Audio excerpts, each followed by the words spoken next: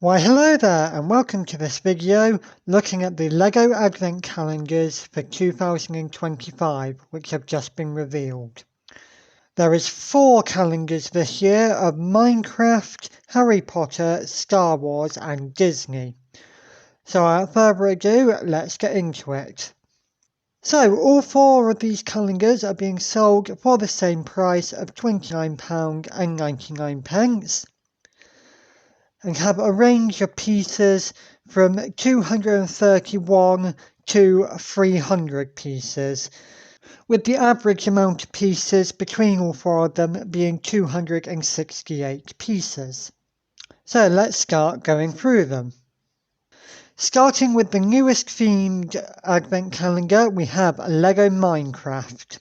This set is the one with 300 pieces in total, so the set with the most, which means each day you get about 12.5 pieces on average. This set also has the highest concentration of minifigures stroke character builds from Minecraft compared to the other calendars, where you get 6 total minifigures of Steve and Alex in Christmas jumpers, a drowned, a skeleton, a zombie, and a villager in Santa costume, with all the other builds being either character builds of mobs or being little diorama builds or smaller little builds that the minifigures can stand at with accessories. The diorama builds do look very small, possibly not much bigger than a 2x2 Lego brick, and uses a lot of tile pieces, and so that is a slight drawback in that these are going to be quite small builds.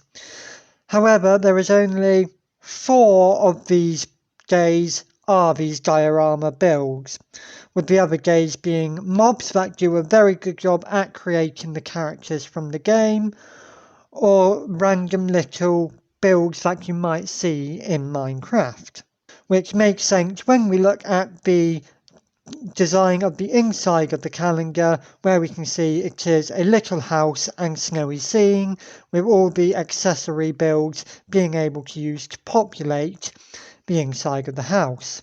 I will say there does seem to be a bit of a lack of Christmas theming, only with the Christmas jumpers on Stephen, Alex and the villager, and the Christmas tree build as well. All the other builds do not seem particularly Christmassy to me, stroke festive to me.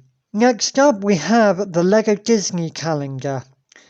This calendar has 231 pieces, which gives an average of 9.6 pieces a day.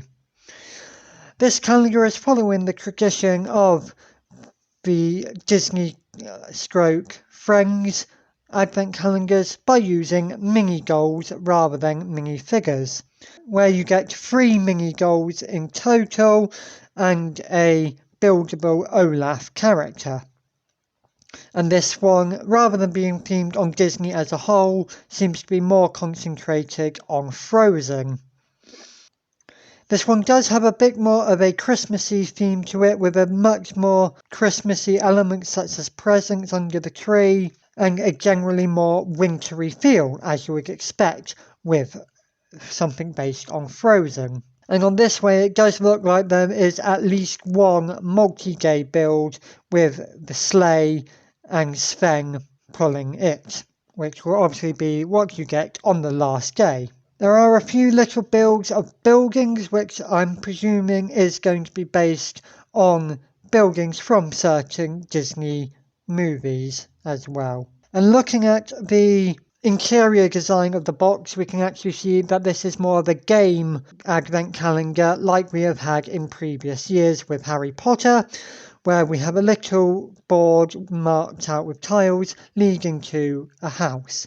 So clearly this is designed more as a game to use all the pieces with at the end, rather than just being little builds throughout the month. Next up, we have the Harry Potter Advent Calendar with 278 pieces in total, giving an average of 11.5 pieces a day. This calendar is the one with the most minifigures in it, with a grand total of 8 minifigures, all of which appear to be in Christmas jumpers, with Harry, Draco, Luna, Angelina Johnson, Blaze Zabini, Cedric Diggory, Hannah Abbott and Cho Chang. This is a very good range of characters and ones we don't really see ever getting minifigure designs for. These characters seem to be doing a good range of the movie/books, with a general population of book 4, with the inclusion of Cedric and Cho. And all of them, as said, have very nicely printed Christmas jumpers. The rest of the gays seem to be very large builds of iconic animals from the books, as well as a few well-known drinks and potions. So we have a spider, a thestral, a patronus, and a hippogriff, to name a few, as well as the Monster Book of Monsters, a polyjuice potion, Berkey Box every flavour beans, and Skellygrow. This one is very much so lacking a Christmas design, except for the Christmas jumpers the minifigures are wearing. And looking at the interior design, it seems to be suggesting that they are all skating on the Black Lake, just outside of Hogwarts, which explains why there is very limited interior design or Christmassy elements to them, as this is more based on the outside rather than an inside scene like the feast.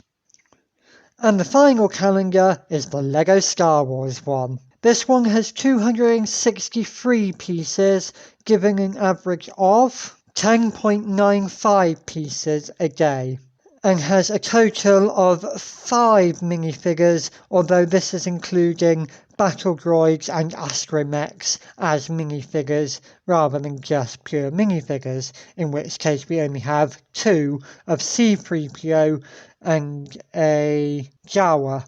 And this one again seems to be cutting back on the Christmas theming and doesn't even seem to include a Christmas tree this year at all, more focusing on creating builds of droid characters rather than building out a full scene. There is a possibility as well that there is a multi-day build with this one, as in the image I can only count 23 separate ideas.